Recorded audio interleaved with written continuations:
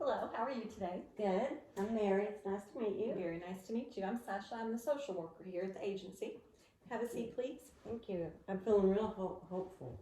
That's great. Yes, I am. I hope we can provide you with some answers today. That's what I'm hoping with, and I appreciate you seeing me. Thank you, and I look very forward to helping you. Thank you.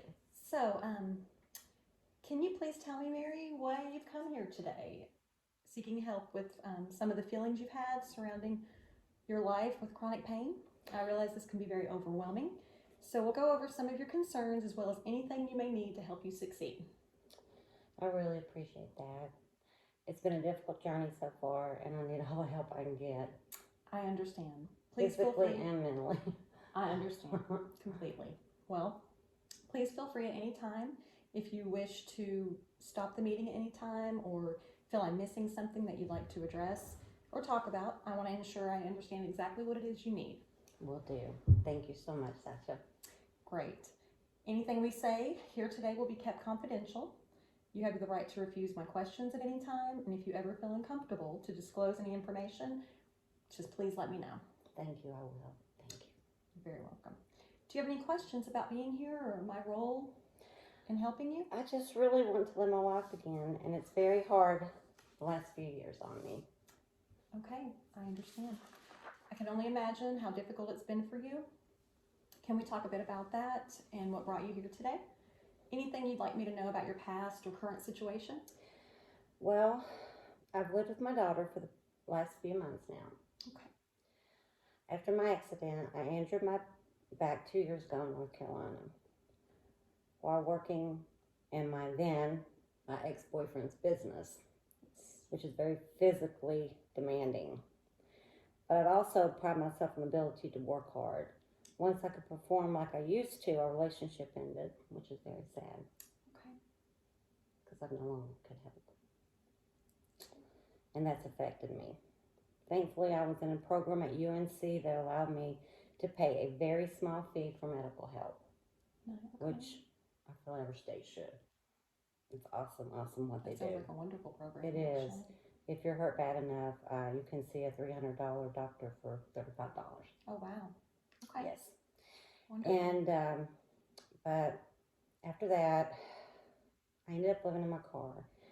And that was hard on me because I was too powerful to tell my family a lot of things. Because, Right. I've always been a go-getter and it's embarrassing. Right. And I had to move in with my daughter here in Kentucky. I'm currently on Medicaid. Thank God I do have that. But can't work because I live in pain. Constant pain.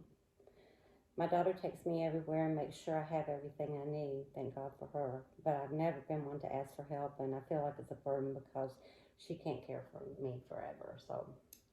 Okay. So it sounds like everything you went through, your injury and everything, has caused quite a bit of change in your life. Oh, it has. You get angry because you feel used. Because you worked so hard and you ended up with nothing except a broken body. Right. And that's why I came here today.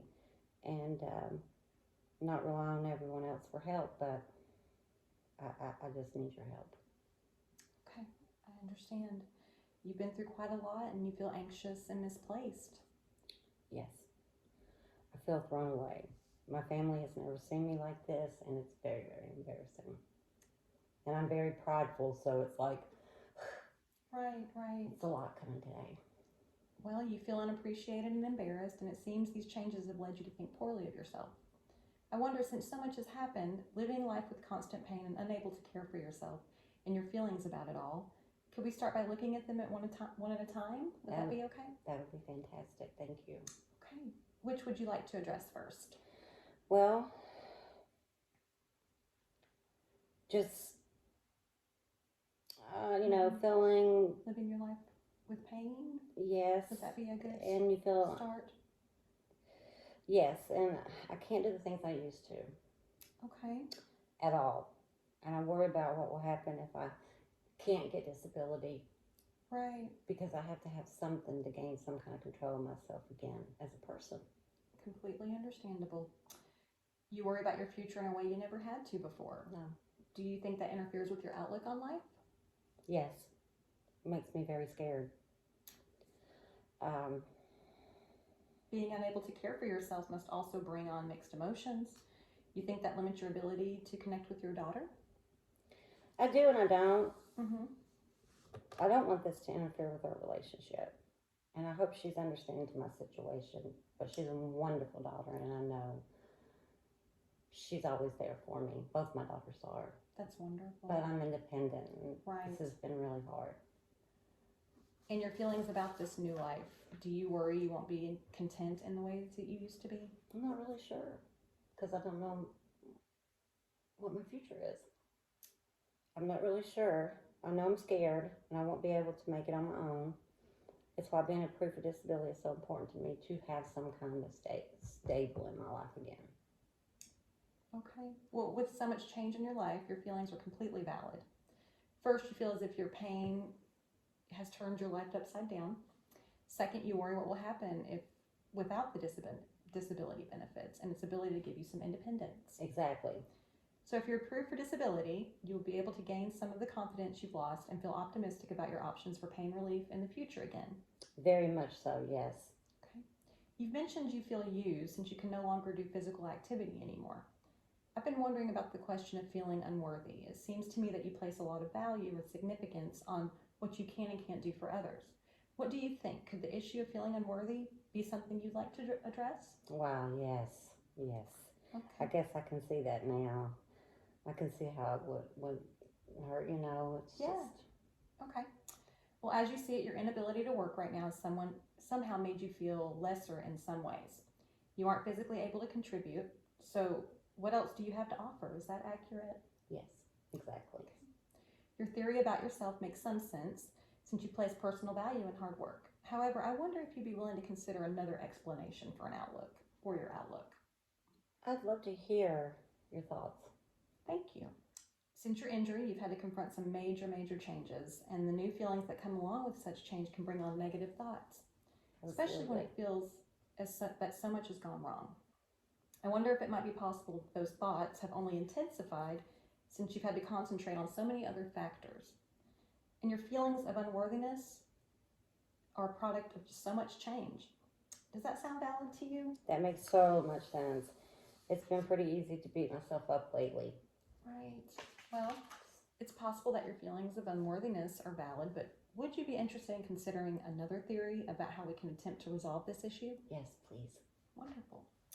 Well, it's based on thoughts and behaviors and their effect on overall feeling. When a person's distressed, they risk falling into negative thought patterns. These negative thoughts can intensify, preventing us from achieving our goals. Since these thoughts tend to ruminate, they can cause us to believe them over time. Someone isn't able to recognize these harmful effects that they can cause. It can be difficult to realize their impact. But if we transform these unhealthy ways of thinking, we can begin to look at the issue through a different lens. Recognizing negative thoughts and finding ways to transform their meaning can help us develop the skills necessary to view your life in a healthy way. If that makes sense, I'd love to work together to find ways to address your feelings. Yes. Through acknowledgement of your strengths. So the focus would be on how much you've grown with so much change. How does that sound? That's wonderful. That is wonderful. Thank you. Well, those are my concerns. Do you think I'm a lost cause? No way. Never. Not even a little bit. Great. Thank you. It seems we've identified 3 major concerns today. Let's review once more. First, you live with chronic pain, making it difficult to perform tasks. Second, unable to care for yourself. You worry how you'll be able to financially care for yourself if you aren't approved for disability. Third, with so much change, you're experiencing negative feelings about yourself, causing you to question who you are anymore. What do you think? Is this an accurate list of what I've I think it's a great start. It's addressed? Right. Absolutely. Thank you. Yes. Wonderful.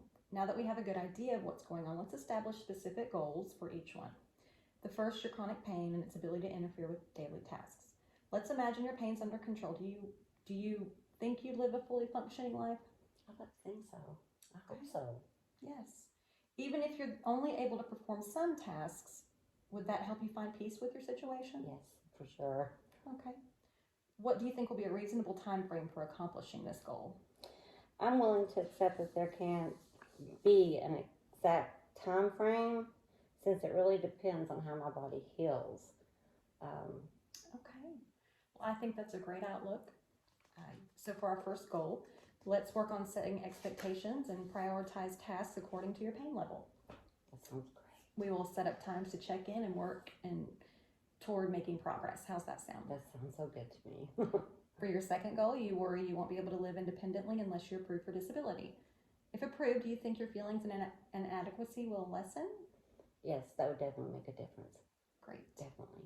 So for our second goal, we'll work on finding the resources needed for approval. I will first assess where you're in the process, then we can create a timeline. Great. Wonderful. So for our third issue, we've identified how difficult it's been since you've had to deal with so much change, creating an unhealthy version or view of yourself. Let's imagine it's the future and you're now living on your own.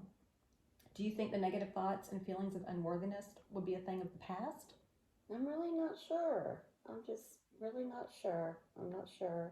Sometimes those things can creep up on us when we least expect it. Yes, So they I'm can. gonna keep trying to be optimistic. I think that's a wonderful plan. When you say creep up on us, do you mean you think there's a possibility they could still linger? I guess I do. Okay. Well, let's assess your progress over time. Paying close attention to learning new techniques around healthier ways of living. How does monthly sound? That sounds really great. Wonderful. Okay, with this, let's create some first steps towards your goals. You feel your pain and inability to perform tasks makes it hard to live a full life, and worry it will interfere with your ability to care for yourself financially if disability isn't approved. Great. One step towards your goals. I'll provide you with what you need to continue the disability process. Great. Then we can work together. How does that sound? That sounds absolutely wonderful. I'd love that. I'll go ahead and get that together for you more in detail. And like you had told me on the phone when I called you for the Yes. appointment, about making a diary. Oh, wonderful. That is something I'm definitely going to do. That way when we meet again. Okay. I think that's great, and I love that you find comfort in that. Then I will establish where we are, and we can assess where we are in the next meeting. Does that sound good? Yes. Okay, then when we talk about the third goal, let's work on getting those appointments scheduled. When you leave here today, I'll be sure the receptionist makes that happen. I can't wait. Thank you. You're very welcome. I really think we've made great progress today. We've covered some great points, and I think your reasons for seeking help are valid. I was especially drawn to your realistic outlook when it comes to being in pain and the troubles you've been experiencing. I know it can be easy to lose sight of things, especially when you're presented with so many challenges. So once I evaluate the forms and paperwork you've submitted and we begin implementing steps we've discussed, I think we will be well on our way to helping you reach your goals. It's been a real pleasure meeting you today, Mary. We've covered so much ground today. I can't believe it. Such little time. Yeah, do you have any questions you'd like to ask me? No, right now I'm just overwhelmed, and I'm so optimistic about working with you, and I feel we can cover some really good ground and really help me. Thank you so much. You are so very welcome, and it has been such a pleasure working with you, and I really look forward to working together. Thank you, Miss Sasha. Thank you, Mary. Thank you.